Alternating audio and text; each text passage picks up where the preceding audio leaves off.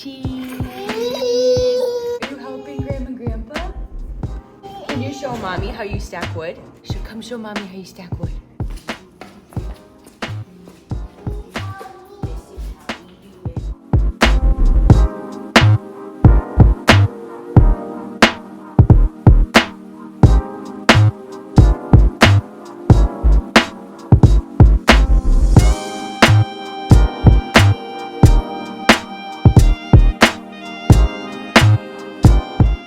Go wipe your face. Okay. Can you tell Mommy how old you are? 2. You're 2? Do you love Jesus? Yeah. Yeah. Where is Jesus? Please. Jesus? Yeah. In your heart? Where's Holy Spirit? Everywhere!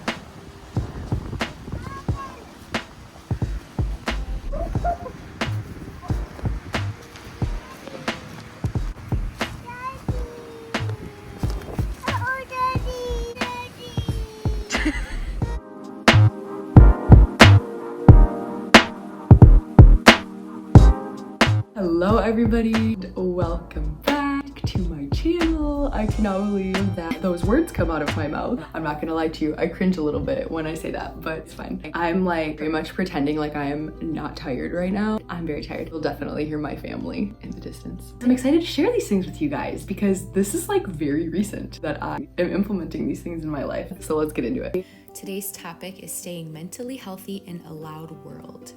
So for a very long time, I was finding myself frequently feeling rushed, overstimulated, and just like kind of stressed out all the time. I really hate that because that is not who I am. I really want to carry warmth and peace and tenderness. I just kind of was like noticing that I do not feel like right now I am carrying warmth and peace and tenderness.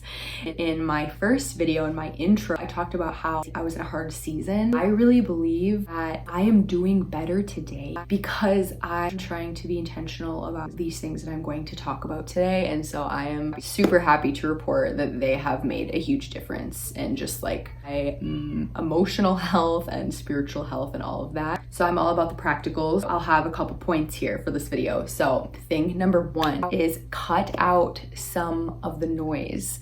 You guys, our lives are just like packed. They are packed full of news, social media, music, and family and friends and traffic and work. And again, none of these things are bad, but when you compile all of those things together and you don't really get like a break from them, not only do I feel like I can't think straight, but my internal world just starts feeling loud and distracted and like I can't focus. Like my internal world very much suffers. So this is probably the most practical point that I'm going to talk about. It's so simple that it might sound silly, but hear me out. We can probably all in some way relate to being overstimulated, and it is no wonder like you can't even sit in a restaurant today without music just blaring. Like, oh, would you like a flatbread? I love music so much. I love YouTube videos, I love podcasts, all of that, but my mind felt crammed. Like when I would lay down to go to sleep at night, I would have annoying reel, like viral reel songs just like playing in your head. Oh no, oh no, no, no, no. Like I would also start like dreaming of shows I was watching. Now all this stuff just sounds like really trivial and like it's not a big deal. My point is this: I realize I always need some kind of noise. Why do I always need music playing? Why do I need a podcast to play while I'm getting ready? Why do I think that at some point in the evening I should always watch a show? I was finding myself never in quiet. We are consuming so much information. You're just feeding your mind and you're feeding your spirit and you're feeding your soul all this stuff. But I just started realizing I don't really know how I'm doing because I don't pay attention to my thoughts. How come God's voice feels so distant? What I started doing, I started experimenting. Maybe today instead of listening to music, I'll drive in silence for the sake of like, I'll just talk to him. Oh yeah, I like didn't really process how I got upset about that yesterday. Like I guess we could talk about that now. And then it becomes a conversation, and I just told him how I felt about something and unintentionally lifted something off my chest because I just decided to not turn the radio on for a couple minutes, you know? And you become more self-aware. It helps with the overstimulation problem. I'm like driving down 494 talking to myself, but I'm talking to the Lord. I still listen to music when I drive. I still sometimes listen to podcasts when I get ready. The sum of all of these things every single day prevents you from having like any moment of quiet in your day. I can't speak for you, but when I do that, I'm wanting to avoid my thoughts. As the result of doing that, we're not aware of our own thoughts. We're just constantly in someone else's world. We're constantly consuming somebody else's life, constantly listening to the lyrics of a song, watching a show. Like we're just existing, but mentally in all of these alternate realities. And again, I like music, I like shows, I like social media. I just really think it's important that at some point in our day, we give ourselves the gift of quiet. And it's like, what do we have to lose? If you're already feeling stressed and overstimulated, I realize that cooking for me can be relaxing. That might sound so lame. Whatever. Practice it, whatever it is. Maybe it's exercising. Like some of these things, doing them in silence might sound kind of awkward, but like try it. I hope I explained all of that well. I have no idea. Cutting out just a pocket a day. I am gonna blast the music on the way to work and enjoy my playlist, but maybe when I'm exercising, I'm not gonna listen to anything. That's kind of funny. Have you ever done burpees in silence? You know, because normally you want like the cinema, like don't.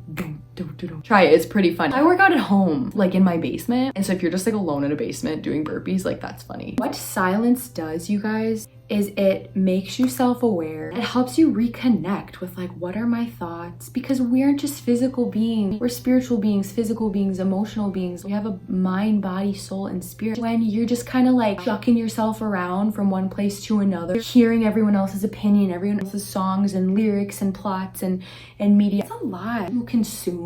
No wonder we're stressed out. I'm just saying, it's not healthy for us to just keep going from thing to thing, day after day after day, consuming, when you're anxious about something, you're stressed about something. Maybe someone said something that kind of hurt you, and like, you deserve to feel these things, and you're not gonna let yourself feel anything or honestly grow if you're not processing your feelings. If you're not even letting yourself know what you're thinking, that is not good emotional health. We are not going to be emotionally healthy, mature, and self-aware people. And like, we are getting older. We need to be able to know how to live in this noise-saturated world. There's nothing wrong with the noise. It's just part of life. We can't wait until like the noise reduces. The world is loud. Everything is loud. And you have to implement practical things in your life. Otherwise, you're just along for the ride, and your emotions are not going to benefit. Your self-awareness is going to be, and we really can't grow in a lot of things if we're not self-aware people. And like, some of us here are like spouses, some of you guys are business owners, and some of us are mothers. We need to be able to show up and be aware of ourselves so that way we can handle our relationships and know how to help other people. We really can't help other people very effectively if we don't even know what's going on ourselves. Maybe you can, but that won't be sustainable in the long run. Honestly, y'all, like if you are like, I feel super anxious when I am in quiet, like I don't want to be in quiet. That's that overstimulated feeling that I'm talking about. Me feeling that was what led me to like trying to be in silence, because yes, I know what you're saying. That can go away. That is not your main state of being. That just comes as a result of being so saturated for so long. And there's kind of like a withdrawal process, honestly. But the benefit is so worth it. It's uncomfortable. Like, I want to be able to open my Instagram when I want and listen to this when I want. Like, the noise is comforting, but it's really unhealthy to self-medicate our pain with all of the noise, because that won't be effective in the long run. And we're going to dig ourselves into a deeper hole than what it needed to be if we are just suppressing.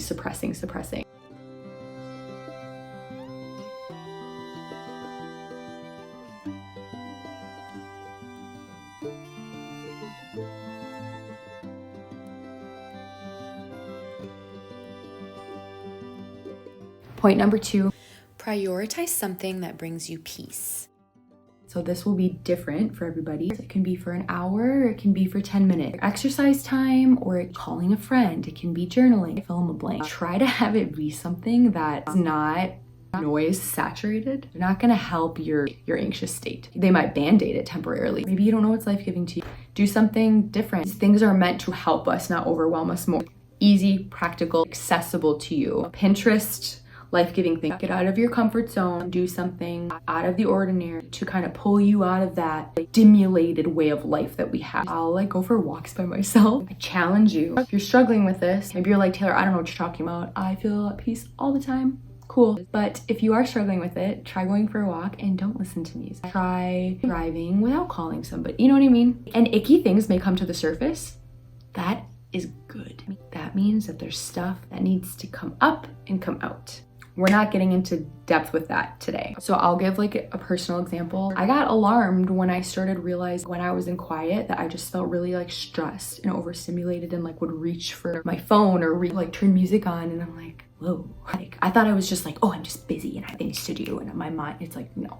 You need peace. You need to remove yourself from all of that noise and loudness. You don't need more of it. Got you there in the first place, Also, I believe in Jesus, okay? And Jesus carries peace. The Bible says he is the Prince of Peace. And I was thinking oh, I just need to have a day where I'm not doing anything, which is good. Rest is good. Peace that transcends all understanding comes when we are resting in and abiding in God and communing with the one who is the Prince of Peace, and not just from circumstance shifting. That can help. Practical things are wise. Those things are wise and practical, but God's rest comes from resting in who he is. When I was in the quiet, not only was I starting to become aware of the things that hurt me, the things that made me anxious, the things that I'm yeah, that is bothering me, Lord.